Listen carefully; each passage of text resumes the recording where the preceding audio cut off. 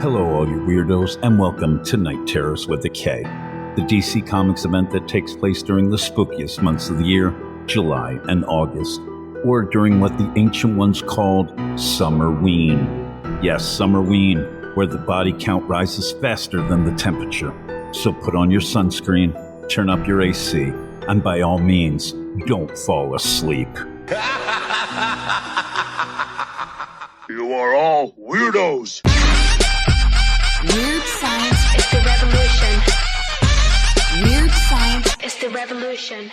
Happy Summerween to all you weirdos out there. I am here to talk about the kickoff issue to Night Terrors, DC Comics' big spooky summertime event, with Night Terrors First Blood #1, written by Joshua Williamson, with art by Howard Porter. Now, I will cut to the chase a bit here. I think many people, including myself, read this issue not to see if it was good, but if it's good enough to devote 2 whole months and a lot of money to this event. And sadly, for that, my answer is no. But let's get into this and see why. Night Terrors First Blood begins with an extended cold open with Dr. Destiny that, while setting up the story basics, didn't really get me hooked. Does anyone out there really care about Dr. Destiny? I'm sure a bunch of people don't even know who he is. So, without that sort of connection to the character, instead of a cool horror vibe and tension, I was just wondering what the hell was going on for the first bunch of pages. Then after the credits, we do get Deadman, who I love.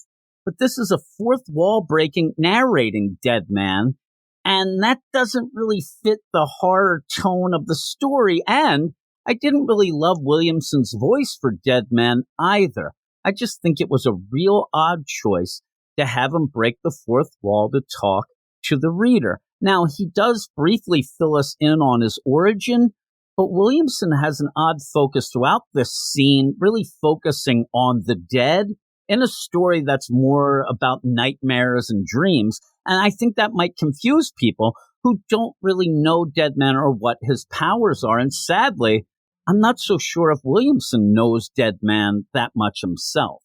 Now, I think most readers, as they read through this, will notice that Joshua Williamson progresses the story in a really, really forced way.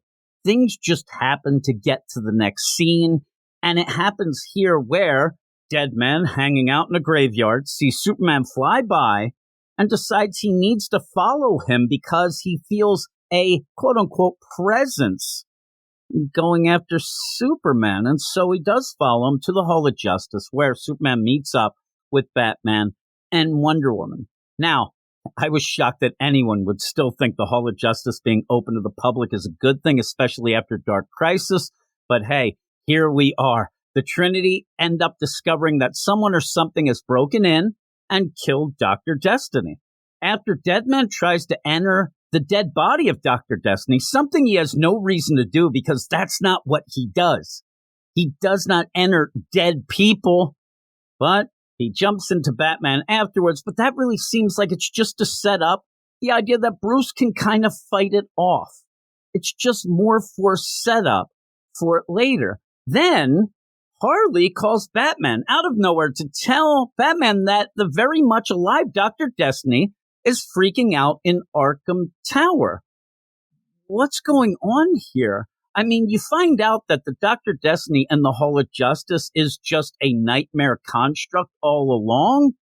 But why would Harley call Batman just to say a patient at Arkham Tower is freaking out?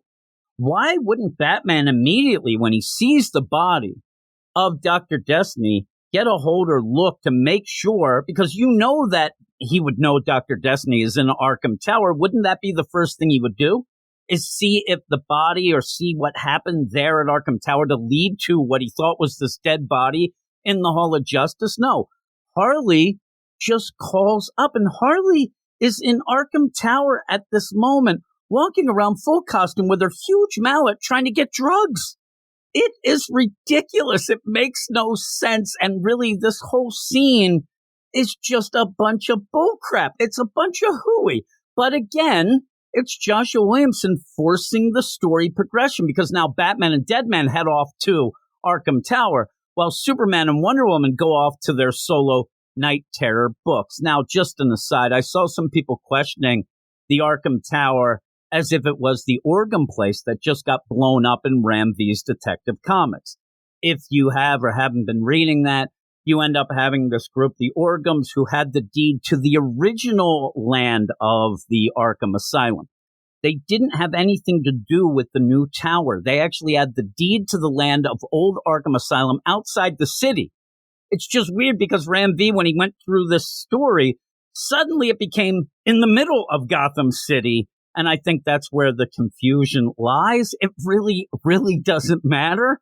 But just to clear up, they should be separate entities. So when you see the Arkham Tower here, that isn't really going against the continuity in Ram V's book as far as I could tell. Really, though, it doesn't matter.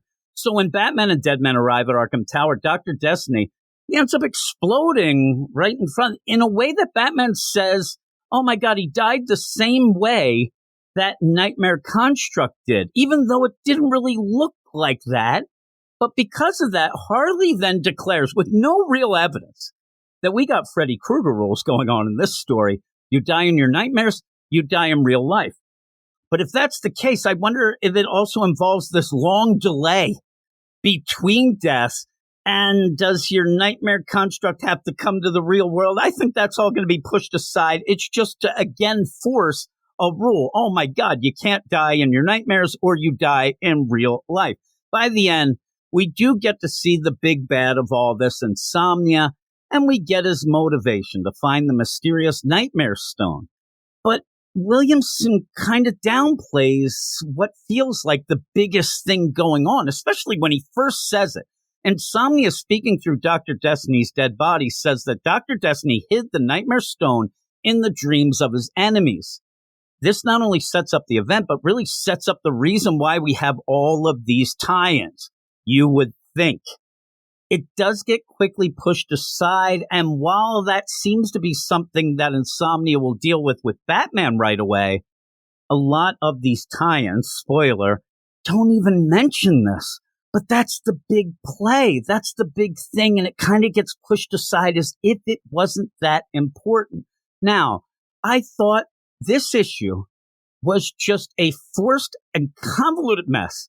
And going into this, Joshua Williamson had to prove that the not-so-good Dark Crisis was an exception to the rule. But after this first issue, I still think he is not good enough to pull off an event. Maybe he can change my mind as the rest of this event comes out. But I was cautiously optimistic going into this, and now I am just straight up disappointed. One of the things I keep thinking while reading this was how much I'd rather be reading the Dawn of DC books that this event put a halt to for 2 months, and I'm not sure that I'm alone there.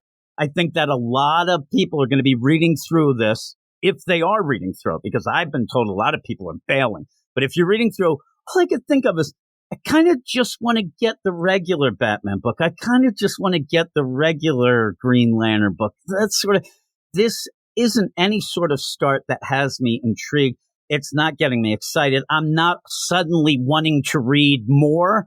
It's making me want to read less. And I'm talking a whole lot less. So I gave this a 4.5 out of 10 on our website. But talking about it and vocalizing these things, getting a little upset, I'm going down to a 4 out of 10. And I'm sure some people will still tell me I'm being way too generous with this. Now, again, let's remember this can all rebound. This could all change. It doesn't take much to change, a disappointing single issue. I just hope that it does. I hope that it does. I hope that we end up where we're at a point where I am here telling everybody, you got to read this story. You have to. Because it upsets me. I love DC Comics. I may not love the people involved with them, but I do love DC Comics, their characters, their stories. It's just that when they're not good, I get upset. And this is one of those where it's not so good. So let me know what you think in the comments below. But also, if you haven't already, please subscribe and like the video, because that's what keeps me inspired to keep doing this all. So thanks, everybody. Happy Summerween to all you weirdos. And I'll talk to you all later. You are all weirdos. Weird science is the revolution. Weird science is the revolution.